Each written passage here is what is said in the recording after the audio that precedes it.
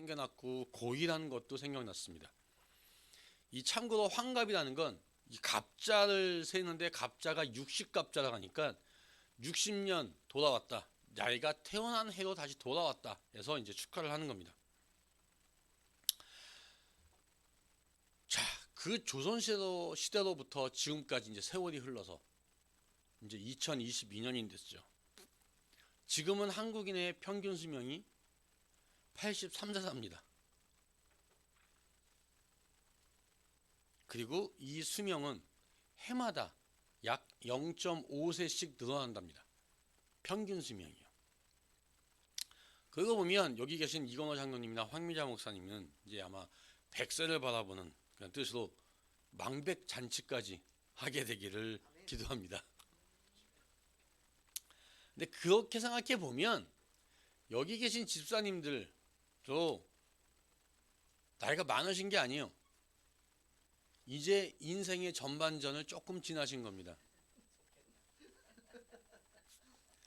내가 나이가 먹었구나 라는 게 아니라 이제 전반전 지났구나. 전반전이 아직 채 안 지났네 라고 생각하시면서 이 인생을 더 건강히 달려나가시기를 축원합니다. 이 사람들은요, 젊었을 때는 다 성공을 위해서 살아갑니다.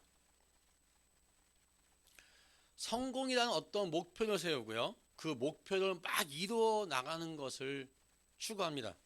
어떤 사람은 학자가 되겠다는 목표를 세우고 열심히 공부하죠.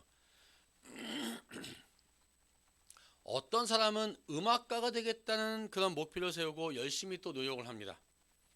어떤 사람은 돈을 많이 벌겠다는 목표를 세우고 또 있는 힘껏 또 달려갑니다. 이렇게 나름껏 자기의 인생의 목표를 세우고 그 목표를 이루기 위해서 열심히 뛰어가는데, 자, 이제 인생의 전반전이 마치고 이제 후반전이 시작됩니다. 그때쯤 되면 다 생각이 조금씩 바뀌죠. 그때부터는 내가 계속 음악이냐 학업이냐 돈이냐 이렇게 해서 추구해서 계속 나가는 것보다는 무엇을 위해 사냐 그거를 생각하며 살게 됩니다. 내 인생의 의미가 무엇일까 라는 걸 생각하게 된다는 소리입니다. 이 성경을 읽어보면 이 성공을 위해서 살아갔던 사람들이 굉장히 많이 등장합니다. 그런데 하나님께서는 그들이 가는 길을 막으시고 이런 질문을 던지십니다. 내 인생의 의미가 무엇이냐? 이렇게 물으신 사람 중에 가장 대표적인 사람이 누구냐? 모세입니다. 모세는요 40년 동안 이 애굽 공주의 아들로 성장을 합니다. 이 바로의 뒤를 이어서 자식들이 죽으면 왕권을 이어받을 수도 있는 어떤 그 왕권 계승 서열 안에 들어가 있던 사람입니다.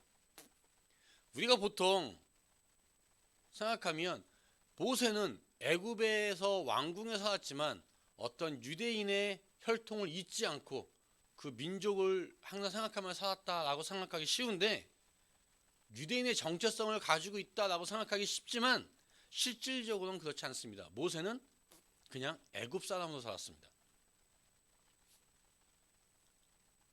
모세한테 있어서 조국은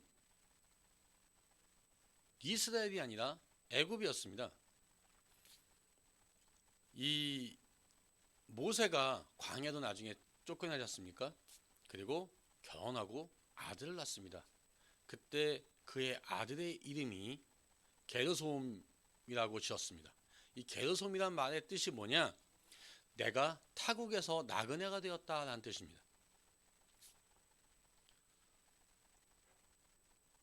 모세에 있어서 이 애굽은 그 나라의 자기의 조국이었고 자기가 살아왔던 그런 터전이었습니다. 이렇게 모세는요, 애굽 왕실 사람으로, 그리고 애굽에서의 어떤 성공을 위해서 부지런히 살아가던 사람이었어요. 그런데 하나님께서 모세의 앞길을 딱 막아 쓰셨습니다. 모세의 앞길을 막아 쓰시고 모세가 앞으로 갈 길을 정해 주시죠. 모세가 아마 광야에서 양을 치면서 숱하게 이런 질문을 던졌을 것입니다. 난 누구인가? 난 앞으로 어떻게 살아야 되나? 내 인생은 무언가? 라는 질문을 던졌을 것입니다. 근데 이럴 때 하나님께서 모세를 부르십니다. 모세야, 모세야. 이렇게 부르시는 걸 뭐라고요? 이게 소명입니다. 소명은 불을소의 목숨명입니다.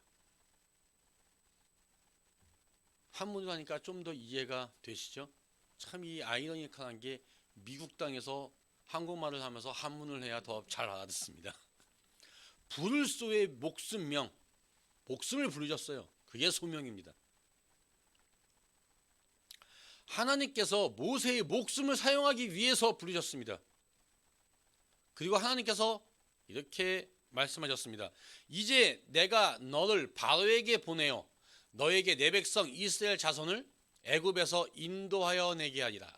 아멘. 자, 이게 뭐죠? 이게 사명입니다. 사명은 뭐요? 불일사의 목숨명입니다. 목숨까지 다 부릴 수 있다라는 거예요. 자, 모세가 해야 될 일을 알려주셨어요. 이게 사명이에요.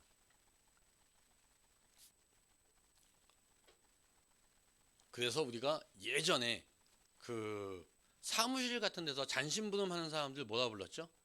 소사라 불렀죠. 그러면 나라에서 외국을 나가서 나라의 모든 어떤 해야 될 일을 대신 처리해 주는 사람은 뭐라 하죠? 대사라 부르죠. 그래서 이제 소사, 대사 이렇게 하는데, 자, 사명이란 나를 부르신 분이 내게 맡겨주신 그 일을 목숨 걸고 하는 거, 그게 사명입니다. 사도 바울은 이렇게 얘기합니다. 내 어머니의 태로부터 나를 택정하시고 그의 은혜로 나를 부르시니가 그의 아들을 이방에 전하기 위하여 그를 내 속에 나타내시기를 기뻐하셨을 때에, 다시 말하면 하나님께서 나를 부르셨고 이방인들에게 복음을 전하는 사명을 맡기셨다라는 겁니다. 이렇게 사도 바울은요, 소명과 사명이 분명한 사람이었어요. 그래서 사도 바울은 이렇게 얘기합니다. 아무것도 없는 자 같으나 모든 것을 가진 자로다. 아멘. 이렇게 소명과 사명이 분명한 사람은요, 그 누구보다도 행복한 삶을 살 수 있습니다. 한번 이 시간에 여러분이 스스로에게 질문해 보시기 바랍니다. 내 소명은 무엇인가? 내 인생은 누구로부터 부르심을 받은 인생인가?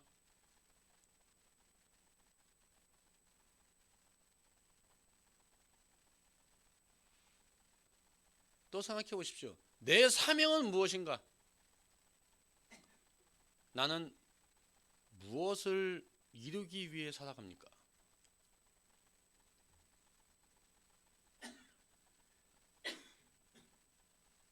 여러분들이 이 질문에 대한 답변을 다 가슴속 깊이 새기셨으면 좋겠습니다.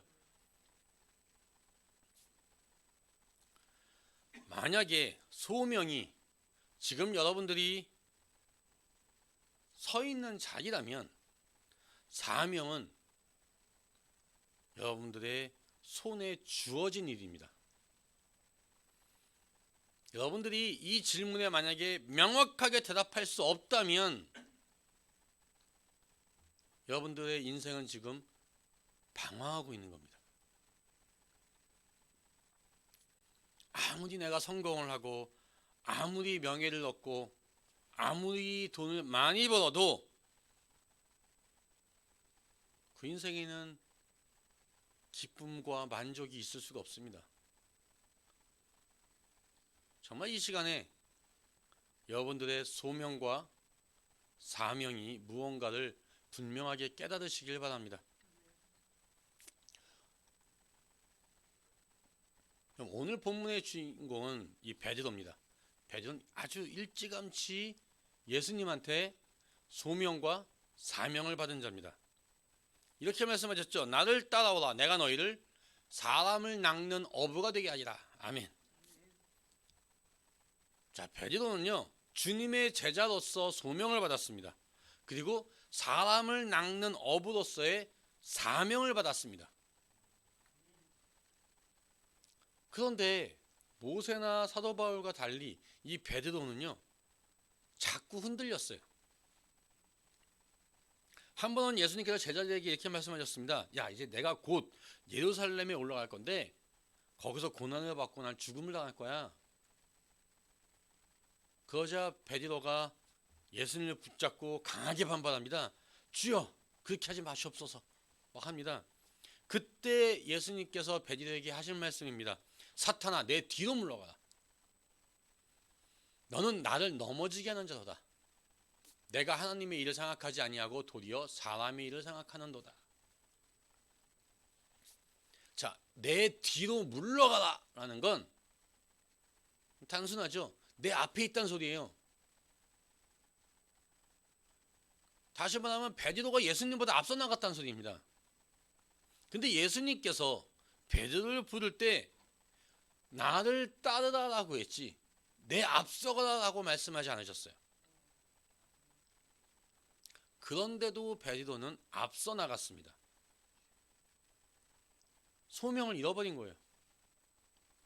그리고 내가 하나님의 일을 생각하지 아니하고 도리어 사람의 일을 생각하는도다. 이렇게 말씀하셨습니다. 주님께 받은 사명을 망각하고 자기 생각이 툭 튀어나온 겁니다. 자기 생각이 툭 튀어나갈 때쯤이면 주님이 나에게 주신 사명이 뭔지를 잊어버렸다는 소리입니다. 자, 나중에 예수님께서 군인들한테 붙잡히십니다. 그때 베드로가 한 행동이 뭔지 아십니까? 멀찍이 주님을 쫓아갑니다. 그런데 사람들이 그를 알아보죠. 야, 너 예수와 같이 있던 자지? 라고 할 때 베드로가 부인을 합니다. 나는 그 사람을 알지 못하노라.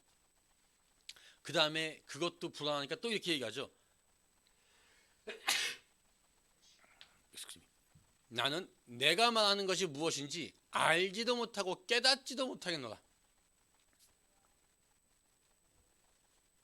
아주 자기 자신을 변호하는데 적극적입니다.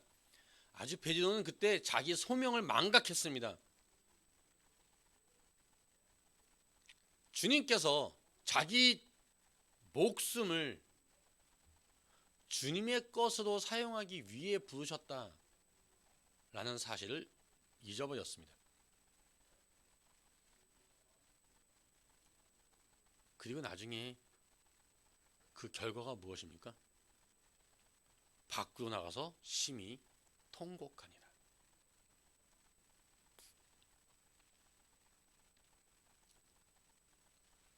나중에 베드로는 부활하신 예수님을 만나죠. 그런데 부활하신 예수님을 만났는데도 베드로는 이렇게 얘기합니다. 나는 물고기 잡으러 가노라. 사람을 낚는 어부에서 물고기를 잡는 어부로 돌아갑니다. 뭘 잃어버렸죠? 사명을 잃어버렸습니다. 그리고 그 결과가 뭡니까? 성경은 이렇게 얘기합니다. 그날 밤에 아무것도 잡지 못하더니 주님께 받은 사명을 등졌다. 그 결과가 뭡니까? 손에 수확한 게 아무것도 없다는 겁니다.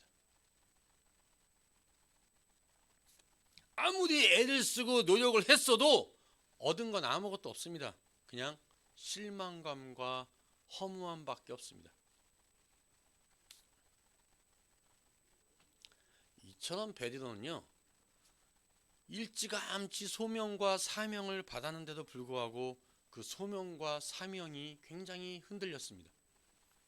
그리고 그때마다 다행스럽게 책망을 듣고 또 그때마다 자기가 눈물로 통곡도 하고 또 그때마다 허무함에 절망하기도 했습니다.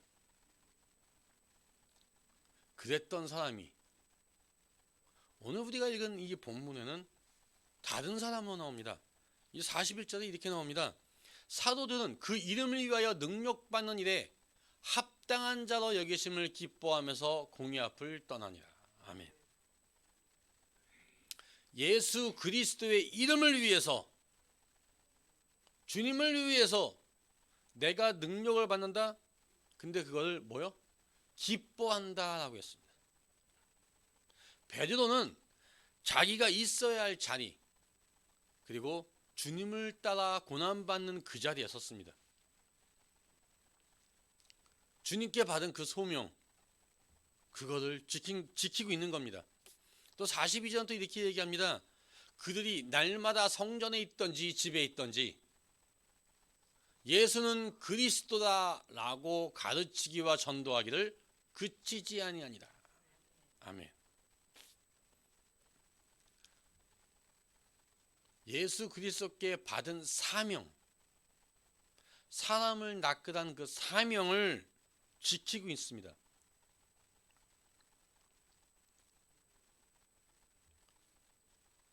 이 성경에 보면 이제부터는 베드로는 자신의 소명과 사명을 흔들리지 않고 있습니다.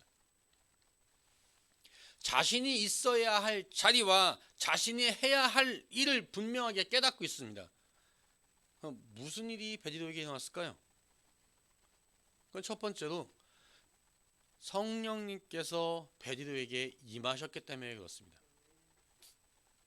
성령을 받은 사람의 가장 큰 특징이 뭔지 아십니까?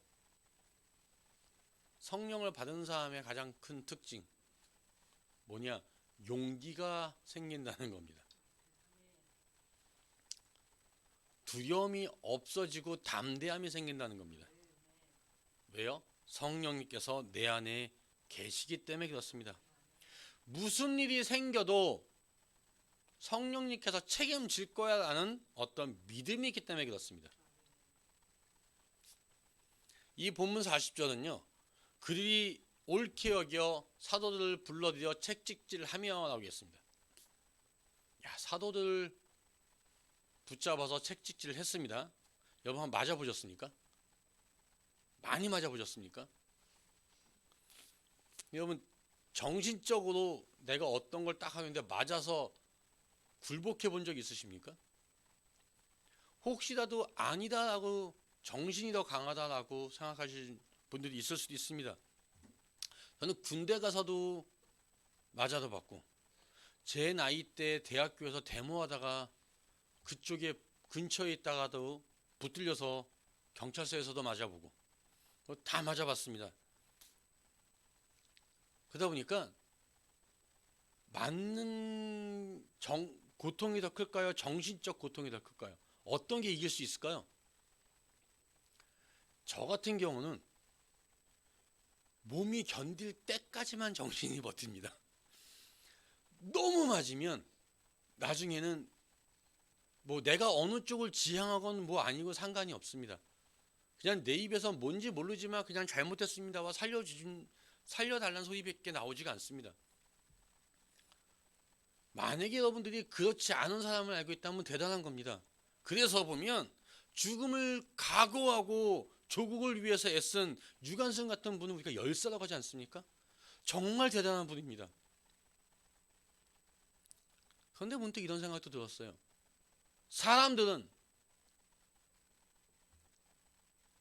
자신이 생각하는 옳은 일을 위해서 이렇게 어렵지만 목숨까지 바치는 사람이 있는데 왜 크리스찬인 우리들은 하나님의 나라를 위해서 목숨을 거는 사람이 이렇게 부족할까라는 겁니다.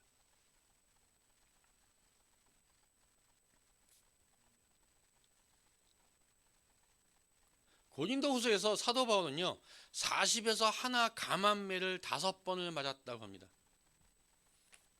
이 40에서 하나 감했다는 건 이 사람들이 봐줬다는 게 아니라 40대를 맞으면 죽으니까 법적으로 하나를 감하라고 해서 감한 겁니다. 법정 최고치를 맞았다고 보시면 됩니다. 사람이 살 수 있는. 그러면 베드로가 이 정도 맞았으면, 아니 사도 바울이 이 정도 맞았으면 베드로는요 안 맞고 다녔을까요? 베드로도 만만치 않게 맞고 다녔을 겁니다. 온몸이 멍투성이고 피투성이가 되었을 겁니다. 그런데 그때마다 베드로는 나 같은 것이 주 예수 그리스도를 위해서 능력받는 자리에 서 있는 걸 감사합니다라고 여겼습니다. 이런 사람들을 가리켜서 성경은 뭐라고 얘기합니까? 히브리서는 11장 38절에 이렇게 기록합니다. 이런 사람은 세상이 감당하지 못하느니라. 자, 세상이 감당 못할 사람이 되시기를 예수님의 이름으로 축원합니다. 내 가슴 속에 우리 주님께서 살아계신 사람은 이 세상이 어떤 것도 두렵지 않습니다. 로마서는 이렇게 얘기합니다. 내가 확신하노니 사망이나 생명이나 천사들이나 권세자들이나 현재이나 장래이나 능력이나 높음이나 깊음이나 다른 어떤 피조물이라도 우리를 주 예수 그리스도 예수 안에 있는 하나님의 사랑에서 끊을 수 없으리라. 아멘.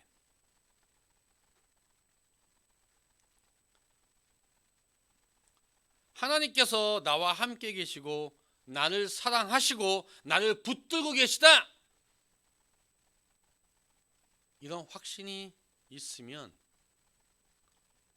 어떠한 일에도 담대할 수 있습니다.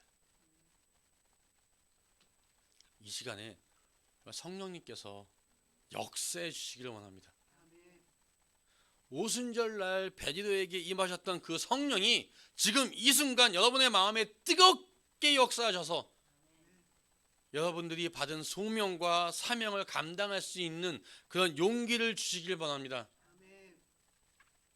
내 안에 계시는 주님을 의지하고 세상에 어떠한 것도 두려워하지 않고 굳게 서서 정말 소명과 사명을 지켜나가는 여러분 되시기를 예수님의 이름으로 축원합니다. 둘째는 베드로는요 주님을 향한 사랑이, 주님께서 나를 사랑하시는 그 사랑이 얼마나 큰지를 깨달았기 때문에 그렇습니다. 베드로는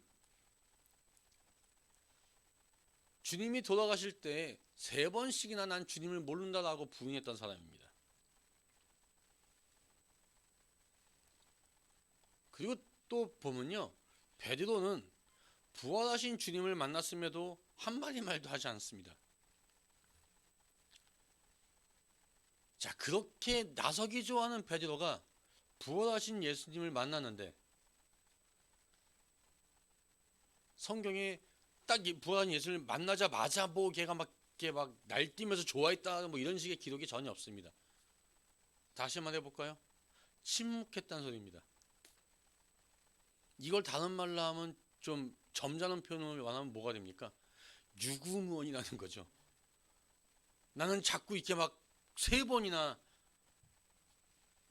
부인하고 나는 저 사람이 누군지 모른다고 했었는데 그 부활하신 주님을 만났어요.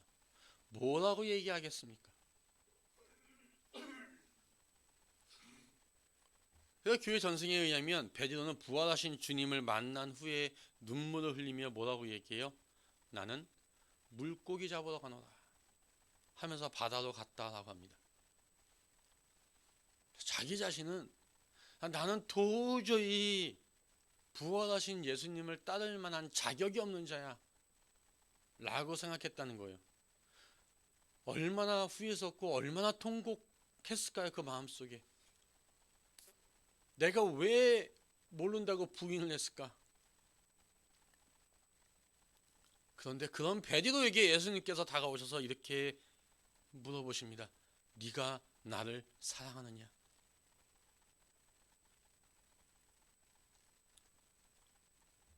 그 다음에 뭐라고 말씀하시죠? 내 양을 먹이라. 다시 한번 베드로에게 그 소명과 사명을 확인하십니다.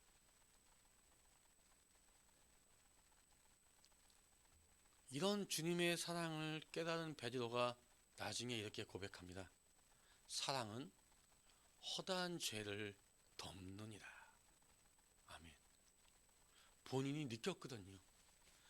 정말 내가 죄 많은 걸 주님께서 덮어주셨거든요. 다시 한번 사명을 주셨거든요. 다시 한번 주님께서 날 불러주셨다는 소명을 일깨워 주시고 다시 한번 사명을 내 손에 맡겨 주셨거든요. 그 고백이 바로 이겁니다. 사랑은 허다한 죄를 덮느니라. 이 베드로는요, 주님의 뜨거운 사랑이 자신의 모든 허물을 덮어 주셨음을 고백합니다. 주님께서 나를 위해 죽으셨는데 내가 주님을 위해서 죽는 게 뭐가 그렇게 큰 대단한 겁니까? 죄 없는 주님께서 죄인인 나를 위해 죽으셨는데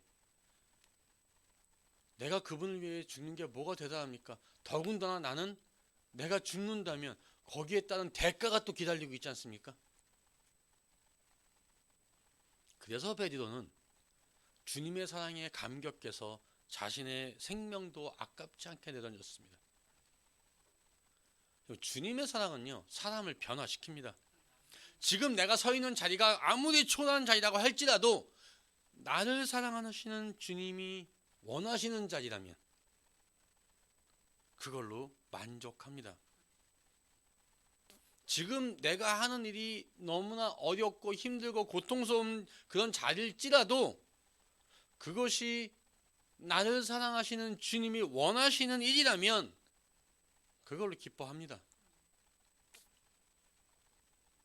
이게 주님의 사랑을 깨닫는 자는 주님께서 주신 나에게 주신 그 소명과 사명을 굳게 지켜나가야 됩니다. 여러분들이 주님의 사랑을, 이 크신 사랑을 깨달으시기 바랍니다. 나 같은 죄인을 위해서, 나 같은 죄인 살리신 주 내 놀라와 잃었던 생명 찾았고 영명을 얻었네. 나 같은 죄인을 위해서 아무 죄 없으신 하나님의 아들이 십자가에 달려 돌아가셨습니다. 그 사랑을 깨달으시기 바랍니다. 소명과 사명을 다 잊어버리고 이 세상에 취해서 살던 나를 다시 불러주셨습니다. 그 사랑을 깨달으시기 바랍니다. 그 다시 한번 힘있게 일어서셔서 주님께서 원하시는 그 자리에서 주님께서 원하시는 그 일을 하시기 바랍니다. 또 베드로는요, 오늘의 기쁨을 바라본 게 아니라 내일의 소망을 바라봤습니다. 베드로는 이렇게 얘기합니다. 형제들아 더욱 힘써 너희 부르심과 택하심을 굳게 하라. 이같이 하면 우리 주 곧 구주 예수 그리스도의 영원한 나라에 들어감을 넉넉히 너에게 주시리라. 아멘. 자, 여기 보면 성경에 보면 부르심과 택하심을 굳게 하라고 하셨죠. 뭡니까? 콜링과 미션입니다. 소명과 사명입니다. 그 나를 부르신 그 소명과 사명을 굳게 하면 하나님 나라에 어떻게 들어가요? 넉넉히 들어간다는 겁니다. 여러분들 다 돌아가시고 나면 장례식이나 여러분의 날에 사람들이 여러분들을 기억하면서 여러분들이 좋아하는 찬양을 뭘 불러주셨으면 좋겠습니까?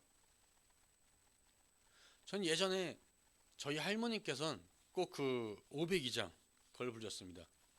대산을 넘어 헝곡에 가도 빛 가운데로 걸어가면 주께서 항상 지키시기로 약속한 말씀 변치 않네. 뭐 저는 아직 멀었다고 생각하지 않고 있고, 그런데 어떤 분들은 왜 이런 찬양 했으면 좋겠다 하시는 분들도 계시더라고요. 참 아름다워라 주님의 세계는. 잘 몰랐는데 생각해보면요, 참 은혜롭고 아름답구나 라는 생각이 들었습니다. 아, 마지막 장례식에 참 아름다운 그 주님의 세계를 향해 가는 그 찬양을 불러달라. 참 그분의 믿음이 참 대단하다는 생각이 들었습니다. 이런 소망을 가진 사람들은요, 주님 앞에 서는 그 날을 위해서 나 자신에게 주신 소명과 사명을 잊지 않고 살아갑니다. 사도들은 그 이름을 위하여 능력받는 일에 합당한 자로 여기심을 기뻐하면서 공의 앞을 떠나니라. 자, 왜 사도들이 매 맞고 감옥에 갇히고 조롱당하는 걸 기뻐했을까요? 왜? 그건요, 그 사람들은 그 다음에 일어날 일들을 알고 있었기 때문에 그렇습니다. 자, 베드로는 이렇게 얘기합니다. 사랑하는 자들아, 너희를 연단하려고 오는 불시험을 이상한 일 당하는 것 같이 이상히 여기지 말고 오히려 너희가 그리스도의 고난에 참여하는 것으로 즐거워하라. 이는 그의 영광을 나타내실 때 너희도 즐거워하고 기뻐하게 하려 함이다. 아멘. 미래의 소망을 바라보시지 않습니까? 그러면 오늘의 고난을 이길 수 있습니다. 어떻게? 기쁨으로 이길 수 있습니다. 하나님께서 나와 함께 하신다는 확신이 있기 때문에 그렇습니다. 하나님께서 지금 이 순간도, 내가 고난을 당하는 이 순간도, 내가 어려움에 처해 있는 이 순간도 왜 내가 그런 자리에 서게 됐는지 알고 계신 그 하나님께서 지금도 나를 쳐다보고 계시는구나, 나와 함께 하시는구나 라는 걸 알고 있기 때문에 그렇습니다. 그리고 그것에 대해서 내가 하늘나라에 갔을 때 나에게 주실 상급을 알고 있기 때문에 또 그렇습니다. 정말 잠시 세상에 머물 이 세상에서도 내가 부귀영화를 그렇게 소망하는데 영원히 살 저쪽에, 내가 여기 잠시 살면서도 조금 잘 살겠다고 저축도 하고 모두 하는데 영원히 살 저곳에 저축하는 게 내가 알고 있다면 얼마나 기쁘겠습니까?